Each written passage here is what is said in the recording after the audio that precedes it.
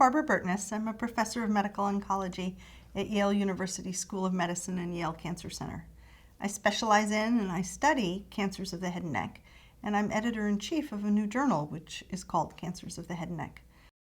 To me, open access in action means that knowledge should belong to everyone. When patients participate in trials or when researchers work hard to develop new knowledge, that shouldn't be restricted.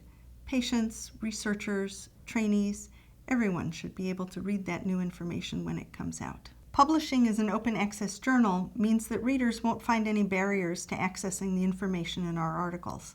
Patients and their families who may be interested in the research that underlies our treatment recommendations or in new directions in the field, healthcare administrators and others who are in a decision-making capacity in the healthcare economy, and medical professionals and trainees in low-resource settings who may not have access to large numbers of subscription journals can all read the information in our articles without any hindrance. I'd like to give an example from one of the first papers that we published when Cancers of the Head and Neck started publishing this year. This was a paper regarding patients with human papillomavirus-associated cancer. This is a kind of cancer that's increasingly prevalent, and it happens in younger people who don't have as many comorbidities. And one of the things that we've realized is that many patients with this kind of head and neck cancer are cured and live with the after effects of their treatment for many years.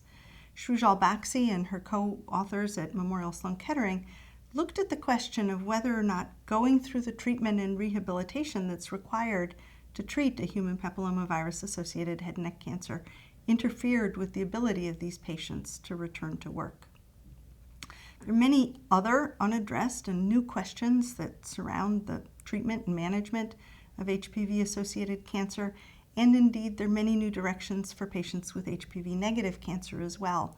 These arise from our increasing insights into the genome and into the power of immunotherapy. For me, open access publication is really just a reflection of the philosophy that knowledge belongs to everyone. Patients, people who are doing research, people who are trying to master the field, people who are studying head and neck cancer far from some of the most powerful centers. All of these people should be able to read the information that comes from our research and set the new direction for our field.